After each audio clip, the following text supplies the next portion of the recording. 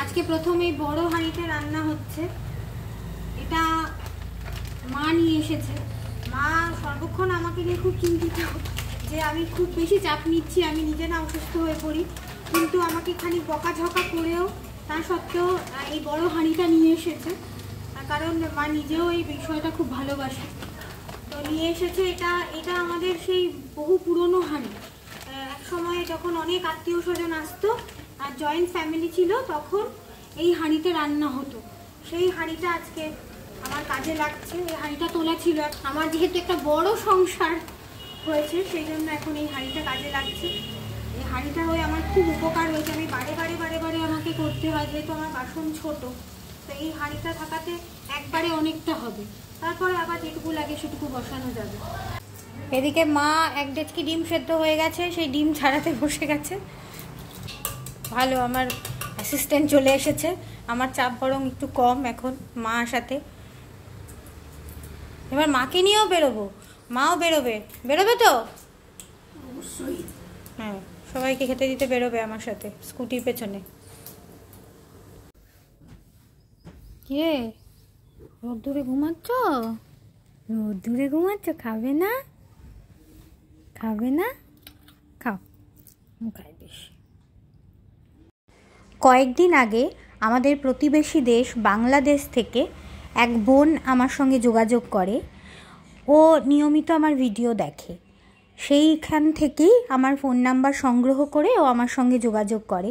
এবং আজকে এই মহাশিবরাত্রির দিন ও সমস্ত বাচ্চাদেরকে খাওয়ানোর ইচ্ছে প্রকাশ করে।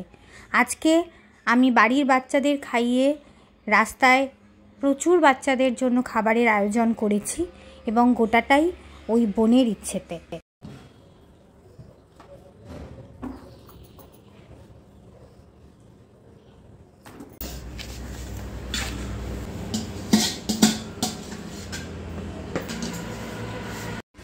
এক প্রস্থ নিয়ে বেরোই, তারপর আবার বাড়িতে এসে আরেক প্রস্থ নিয়ে বেরোবো। আজকে অনেকটা এলাকা কভার করার ইচ্ছে আছে, দেখা যাক।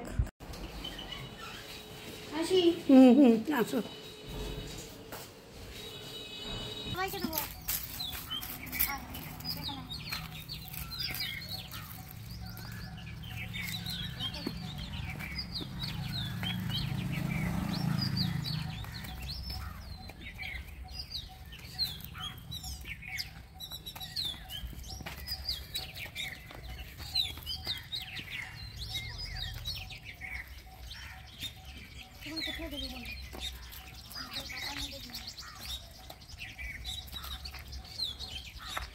এই তো মুষ্টি, এটা দুষ্টুমি করছে, একদম দুষ্টুমি।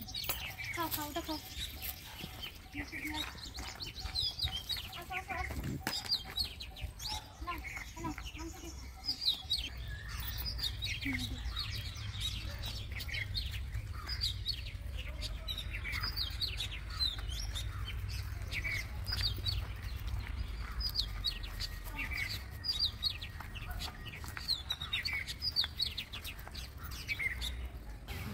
আজ শিবরাত্রির দিনে স্বয়ং আমার পশুপতিনাথ বেরিয়েছেন পশুদের সেবা করার জন্য। এমন সুযোগই বা কজনে পায়। আমাদের এই সুযোগটা করে দেওয়ার জন্য বাংলাদেশের বোনটিকে অনেক ভালোবাসা, ধন্যবাদ জানাই। এই এলাকাটায় আজ প্রথম এলাম। এই এলাকায় অনেক কুকুর, এবং কারুরই অবস্থা খুব একটা ভালো না। কেউ খুব একটা পেট ভরে খেতে পায় বলে আমার মনে হলো না। যাই হোক, আজকে ওদের খাওয়াতে পেরে বেশ শান্তি পাচ্ছি আর কি।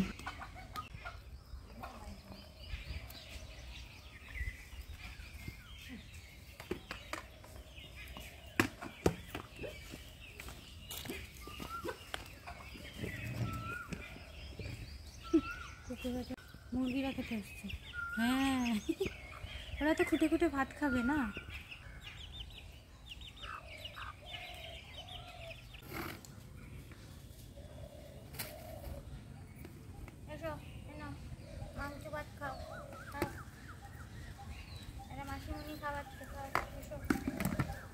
আমি চলে যাচ্ছি, ভয় পাই না।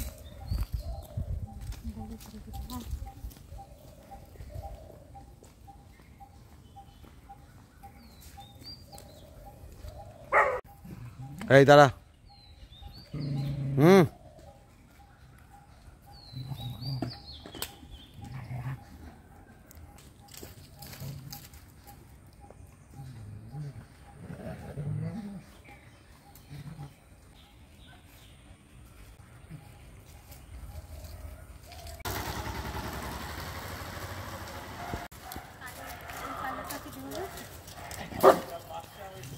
কোথায়?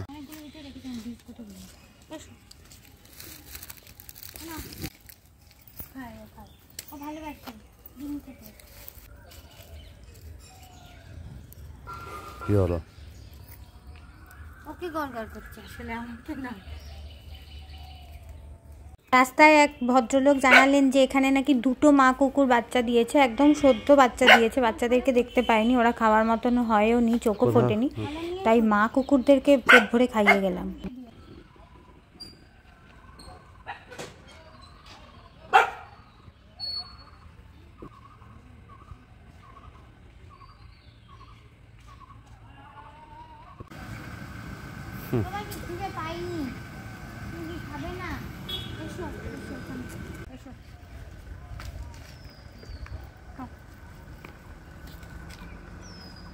ভয় পায় তাই? তুমি বকছো কেন? না ডিম খাও, এসো এসো, তুমি খেলে। ও একাই 100।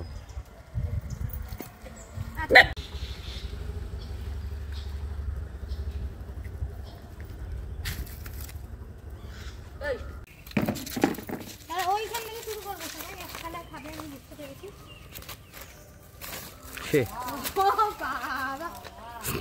এ বাবা, থালায় দিলাম, ওরা ওরকম থালায় দিলে খায় নাকি?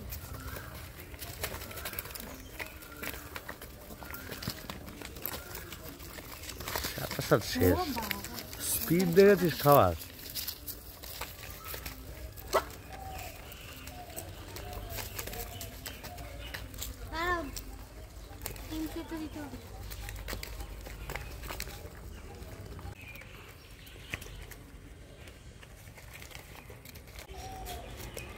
এত কুকুর না মানুষ খেতে দিতে হতো, এত সংখ্যায় বাড়লে সত্যি তো সেখানে পেট ভরানো তো।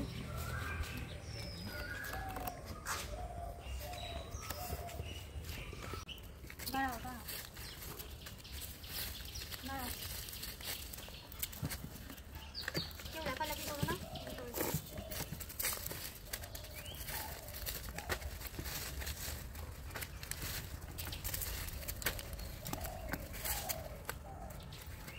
ওই থালাটা তো পড়ে রইল, এখানে এঁকে দেয় একটু।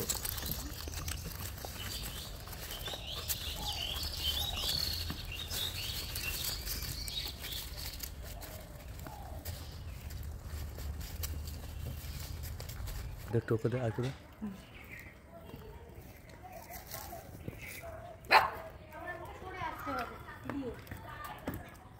মাকে একটু দে, ও তো মাংসর পিসগুলো দেখলেই তুলে নিচ্ছে শার্ট করে। আমি তো দিয়ে মাংস দেওয়া আছে।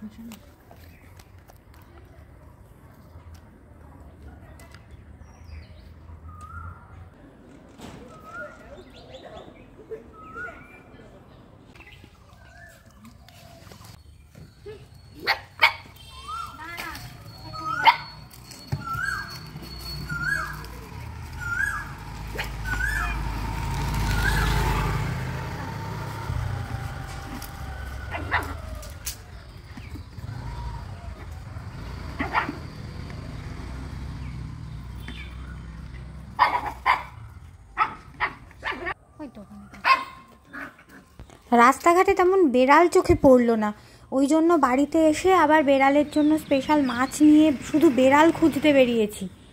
এই যে দেখা পাওয়া গেছে, একজনের বাড়ির ট্যাঙ্কের ওপর বসেছিল দুজন, দেখতে পেলাম।